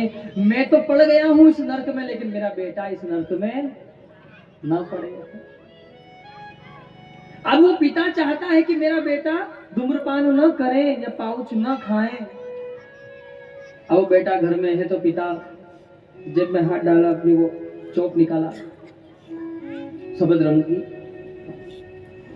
और जेब में हाथ डाला। अच्छा, बीड़ी पीने वाला तो कभी जेब में माचिस रख सकता, लेकिन सिगरेट वाला कभी नहीं रखता है। ये फैक्ट है। तो जेब में हाथ डाला तो लाइटर मिला नहीं, उसने तो अपने बेटे से कहा, बेटा जा तो अंदर से जला के ला। और बेटा लेकर के दौड़ करके अंदर गया। अब माता जी उस समय चूल्हे पर भोजन बना रही थी। अच्छा, गैस पे बनाओगे? तो गैस पे बना लो, जैसे आपको सुविधा लगेगा। अब पंडित जी क्या करते हो, आंखों में धुआं जाएगा, तो मैं भी परेशान नहीं करूंगा आपको। अब जैसे बेटा दौड़ करके गया, अब जब चूल्हा है नहीं घर में और गैस है, तो स्वाभाविक बात है कि वहां तो भाई लाइटर से काम होता है, माचिस तो वहां भी नहीं होगी। अब दौड़ करके माता जी के पास आया, माता जी ने वो धीरे से पकड़ी और उसमें से ऐसे करके तया उठाया, उसको वहां जलाया और बेटे को दिल जा लेके आ पिताजी को। अब वो बेचारा वहां से लेकर के आ रहा था, उसने देखा बूझ गई है बीच में। पिताजी के पास जाओगे, बूझ जाएगी तो फिर दौड़ाएंगे मेरे को, और खेलने में देर हो रहा है। तो वो क्या करता है, इधर देखा पीछे, पिताजी अंदर रसोई में, इधर देखा पिताजी दिख नहीं रहे, तो पहले बूझ रही है, थोड़ा सा इसको जला दो फिर से। तो वो क्या करता है, मतलब कोशिश करता है कि वो जली रहे, पूरी ताकत से उसको ट्राई करता है और ला करके पिताजी को दे देता। पिताजी अपनी मस्ती में मस्त है। अब पिताजी सोचते हैं कि मेरा बेटा ये धूम्रपान न करे। कभी हो सकता है ऐसा? अगर आप चाहते हो कि मेरा बेटा कभी धूम्रपान न करे, मेरा बेटा कभी पाउच न खाए, तो आप ये संकल्प ले कि अपने बच्चों के सामने कभी भी ऐसा काम न करे जो गलत हो। माताओं को भी चाहिए, आपकी बेटी सयानी है, छोटी है या सयानी हो गई है, अपनी बेटी के सामने ऐसी कोई बात ना करे कि जिससे आपकी बेटी का संस्कार बिगड़ सकता हो। पिता को भी चाहिए अपने बच्चे के साथ में ऐसी कोई भी बात ना करे। अवगुण सबके जीवन में होता है जी, और जिसके जीवन में कोई अवगुण नहीं है वो तो भगवान बन गया। अवगुण सबके जीवन में कहीं होता है, लेकिन एक कहीं की एक बहुत सुंदर बात है कि कोई कहता है कोई छुपाता है, अजब हाल होता है।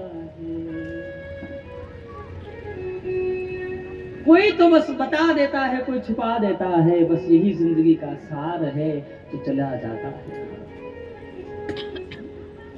ऐसा प्रयास करें। तो मैं बताता कि गुरु जी, अब गुरु के अंदर ऐसा कोई अवगुण है तो उसे चाहिए कि वो ऐसा कोई भी अकृत्य कर्म न करे कि जिससे कि उसके शिष्य की आस्था पर ठेस लग जाए। भगवान के बाद दूसरा पद किसका आता है? गुरु का आता है। और अगर वो गुरु ही अगर पथ से भटक जाएगा तो उसको देखने वाला तो स्वतः ही भटक जाएगा। तो गुरु जी तो कर रहे हैं, हम कर लें तो कौन सी बड़ी बात है महाराज जी।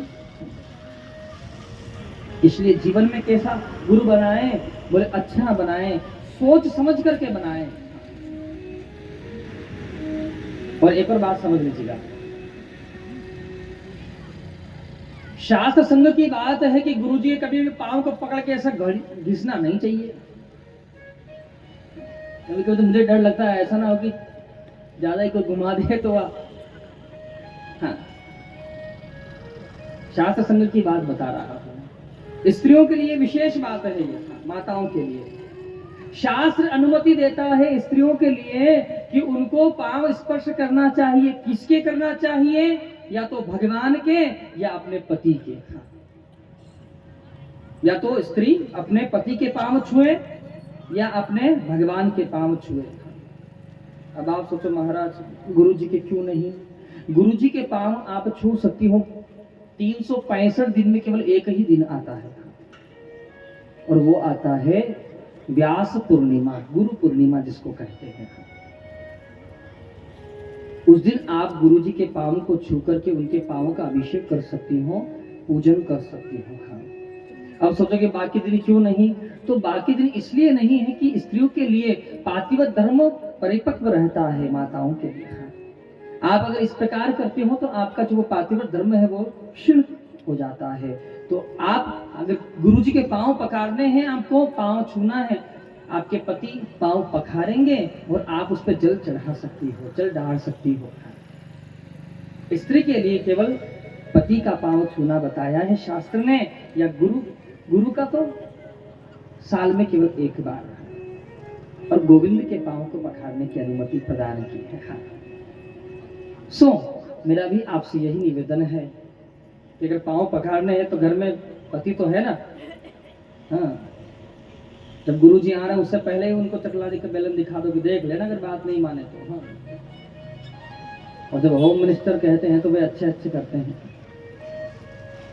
और खैर आपको तो इतना करने की आवश्यकता भी नहीं है, आप में तो प्रेम ही इतना है कि आप जहाँ रहते हो तो आपके सामने वो नहीं बोल पाते हैं, और वो जहाँ रहते हैं तो ये नहीं बोल पाते हैं। आप में तो इतना प्रेम है, प्रेम से बोलेंगे बोलो राधे। हाँ, पहले ओ जी है जी से बात होती थी, अब वो से बात होती। वो कहाँ है देखो तो।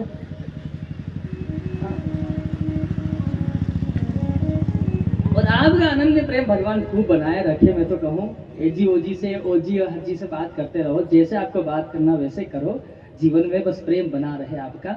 लेकिन ये कुछ मैंने आपको बात बताई, इनको अपने जीवन में अवश्य आप समझिएगा। नारद जी महाराज सच्चे गुरु हैं, अच्छे गुरु हैं, सो भगवान दूर ही खड़े हैं, पास नहीं गए हैं। क्योंकि नारद जी सोच रहे हैं कि जिस काम के लिए मैंने नामदान दिया था वो काम तो हो गया। नामदान क्यों दिया था? कि भगवान आएंगे, और अब भगवान आ गए तो मैं बीच में जाकर कहूं कि अरे ध्रुव तुम पहले हमारी पूजा करो, मेरे कहने से तुमको ये मिले हैं। प्रमाण वर्णन कर रहा हूं, संत श्री रहीमन बाबा लिख रहे हैं रहीमन बाबा की पेन चली तो रहीमन बाबा एक बात लिख रहे हैं, ये देखा देखी की बात नहीं, ये लिखा लिखी की बात है। रहीमन बाबा लिख रहे हैं कि ये मैंने देखी देखी बात नहीं लिख रहा हूं, मैंने बिल्कुल सोच समझ के इस बात को लिखा है। क्या? ये देखा देखी की बात नहीं, ये लिखा लिखी की बात है। और दुल्हा दुल्हन मिल गए तो सुनी भई बारात है। आपके मित्र का एक बेटा है, तो आप कहीं जाएंगे अपने रिश्तेदारी में, तो वहां अगर आपको योग्य कन्या दिखेंगे तो आप उनसे क्या कहोगे? भाई हमारे एक मित्र है, पहचानते हैं, अच्छा घर है, अच्छा परिवार है, लड़का भी अच्छा पढ़ा लिखा है। आप चाहो तो आपकी बेटी का संबंध वहां हो जाए तो आपकी बेटी हमेशा खुश रहेगी। और एक पिता यही चाहता है कि मेरी बेटी हमेशा खुश रहे। आपने जाकर के कहा, लड़की वाले आए, लड़के के यहाँ आकर के देखे, जब तक उन दोनों का विवाह नहीं होगा उसमें सबसे आगे आपको रखेंगे। किसको रखेंगे? जिसने संबंध कराया है। छोटी से छोटी बात और बड़ी से बड़ी बात में किसको रखेंगे? तो वो बीच में जो था वो कौन है? वो गुरु है। कन्या कौन है? ये आत्मा है। और वर पक्ष वाले कौन है? वो परमात्मा है। गुरु जी आए और आकर के इस आत्मा को देखे तो उन्होंने देखा कि भाई वर तो अच्छा है, संबंध हो जाए तो बहुत अच्छी बात है। इन्होंने संबंध करा दिया, नाम दाम देकर के दोनों की गांठ लगाई है। अच्छा एक बात और समझ लीजिए, जीवन में जितनी भी गांठें लगती है उनसे काम ही खराब होते हैं, लेकिन विवाह के समय जो पंडित जी आचार्य जो गांठ लगा देते हैं वो गांठ ऐसी लगती है महाराज की दो परिवारों को जोड़ देती है। एक परिवार वो इनको नहीं जानता था, ये उनको नहीं जानते थे, लेकिन पंडित जी ने मंत्र पढ़ा और दोनों पल्लू में जैसे गांठ खींची कि दोनों एक दूसरे के बहुत क्लोज हो जाते हैं। तो रहीमन बाबा लिख रहे हैं कि अब जैसे ही संबंध कराया, दोनों का विवाह हो गया, धूमधाम से ब्याह हुआ है जी। अब विवाह होने के बाद अच्छा बारातियों का कितना काम रहता है? शादी में बाराती लोग कितना काम करते हैं? बहुत करते हैं। अच्छा काम रहता क्या है? अच्छा चलो बहुत काम रहता है, ये बात ठीक है, बहुत काम रहता है, होना भी चाहिए। अब जैसे शादी हो जाएंगे, दुल्हा दुल्हन उस कार में बैठ करके, जो अलग से उनके लिए कार होती है, उस कार में बैठ करके अपने घर आ जाएंगे। अब बारातियों का क्या काम है? हैं? जोर से बोलो थोड़ा सा। अब कोई काम है? अब कोई काम नहीं है। अब तो बस अपनी विदाई लीजिए और अपने अपने घर को प्रस्थान करो। अब वो जो बीच में जो संबंध कराने वाला था, उस लड़का और लड़की का जिसने संबंध कराया, वो कह दे कि नहीं जी, अब वो लड़का और लड़की से कहे जब तुम कहीं घूमने जाओगे तो हम तो तुम्हारे साथ चलेंगे जी। तो बात खराब हो गई कि नहीं होगी? वो लड़का लड़की कहीं घूमने जा रहे हो, बेचारे अपने जीवन की प्रारंभता कर रहे हैं, वो उसमें आप कह दो, वो गुरु कह दे कि हम तो तुम्हारे साथ चलेंगे, तुम कहाँ कहाँ जाओगे, क्या क्या करोगे, हम भी चलेंगे जी तुम्हारे साथ में। तो बात खराब होगी कि नहीं? ठीक इसी प्रकार वो गुरु था, उस गुरु का काम वही था कि दुल्हा दुल्हन मिल गए और सुनी भई बारात है। उसके बाद में फिर आपकी जरूरत कब पड़ेगी? कि जब वो जीवन में कभी ऊंच नीच आ जाए, उतार चढ़ाव आ जाए, कभी वो घर बिगड़ने लग जाए, तब आपकी जरूरत पड़ेगी। कि गुरु की जरूरत फिर कब पड़ती है? कि जब वो शिष्य कभी मार्ग से भटक जाता है, कभी रास्ता भूल जाता है, तो वो गुरु तब आता है और उस भटके हुए व्यक्ति को, उस आत्मा को फिर भगवान का रास्ता दिखाता है और फिर अदृश्य हो जाता है। तो वो गुरु सार्थक है, नहीं तो फिर वो गुरु गुरु नहीं है जी। नारद जी ने दूर से ही देखा है, भगवान ने दर्शन दिए। भगवान कहते हैं ध्रुव से कि ध्रुव जो इच्छा हो सो मांग लो। ध्रुव जी कहते कि प्रभु पहले बहुत इच्छा थी चाहने की कि जिस राज्य संपदा वैभव धन को खूब मांगूंगा आपसे, लेकिन जब से अब आप मिल गए हो, अब मेरी कोई इच्छा नहीं है। योन्तः प्रविश्य कि हे प्रभु मैं तो बोल नहीं सकता हूं, मुझे बोलना नहीं आता है, लेकिन जो परमात्मा मेरे अंदर बैठ करके बोल रहा है, मैं उस परमात्मा को प्रणाम करता हूं। ध्रुव जी महाराज ने भगवान से कुछ नहीं मांगा, तो भगवान ने ध्रुव को बहुत कुछ दिया है। कहा, ध्रुव जिस आसन पर बैठने की तुम इच्छा रखते थे, अब आप यहाँ से जाइए, आपके पिताजी आपका खूब सत्कार स्वागत करेंगे, उस राज्य का खूब सुख भोगना, और जब अंत में तुम मेरे लोक को आओगे तो तुम्हें एक लोक बसा करके दूंगा जिसका नाम है ध्रुव लोक। ये अखंड लोक बसा करके भगवान श्री नारायण ने ध्रुव जी महाराज को प्रदान किया। भाई आप भगवान के द्वार जाते हो, भगवान की खूब पूजा करते हो, ऐसा नहीं कि आप पूजा नहीं करते हो, करते तो हो ना जी। कोई कम करता है, कोई ज्यादा करता है, हाँ? अरे भाई इतना तो करते हैं कि जहां कहीं मंदिर मिल जाए तो सर झुका देते हो, हाँ? इतना तो करते ही हैं। हम कहीं ना कहीं भगवान से प्रेम भी करते हैं, भगवान को प्रणाम भी करते हैं, लेकिन बस फर्क इतना है कि जब भी हम भगवान के मंदिर जाते हैं तो उनसे कुछ ना कुछ मांग लेते हैं, भगवान से कुछ मांगे नहीं। अगर आप इस बात को मानते हो, किस बात को, कि भगवान अंतर्यामी है, घटघटवासी हैं, जब आप इस बात को कहते हो तो इस पर विश्वास रखिए। अगर वो अंतर्यामी है और घटघटवासी है तो उसको पता है कि आपको क्या चाहिए, कहने की कोई जरूरत नहीं है। और अगर आप उसको कह दोगे तो भगवान भी कहेगा, देखो कितना पागल है, मुझे कह रहा है कि जैसे मुझे पता ना हो क्या। भगवान अपने हिसाब से देगा तो भगवान बेहिसाब देगा, और भगवान से जब आप अपने हिसाब से मांगोगे तो भगवान उसी हिसाब से देगा। एक भिखारी की कितनी औकात होती है मांगने की? कभी कोई भिखारी आपके द्वार आया हो तो कितना मांग सकता है? कभी तो किसी भिखारी को कुछ दिए होंगे तो कितना दे देते हो? 1 या 10 दे दोगे, क्योंकि उसकी औकात उतनी ही है। हाँ, तो हम जब भगवान के सामने जाकर के मांगेंगे तो कितना मांग सकते हैं? 1 लाख मांग लोगे, 2 लाख मांग लोगे, अच्छा 10 लाख मांग लोगे, करोड़ को नहीं कह सकते हो, क्योंकि हमारी औकात ही नहीं है। हाँ? हम उतना ही मांग सकते हैं भगवान से, कितना कि जितनी हमारी, जैसे एक भिखारी की होती है उतनी हमारी है। और हम जब भगवान से कहेंगे प्रभु अपने हिसाब से कृपा करना प्रभु, तो वो जब अपने हिसाब से देता है ना तो उसका कोई हिसाब नहीं होता है, वो जब बेहिसाब होता है उसका। तभी तो कहा है जब भगवान देता है तो छप्पर फाड़ करके देता, वो आपकी जो छत होती ना, लेंटर, वो भी फट जाया करते हैं जी। हाँ, क्योंकि वो अपने हिसाब से दे रहा है, और आप अपने हिसाब से मांगते तो वो तिजोरी में पड़ा रहता है, उससे बाहर जाता ही नहीं, क्योंकि वो आपके हिसाब से मांगा हुआ है। और उसके हिसाब से होता है तो महाराज फिर तो, इसलिए भगवान से कभी कुछ मांगे नहीं। मांगना भी है तो बस इतना ही मांगे कि प्रभु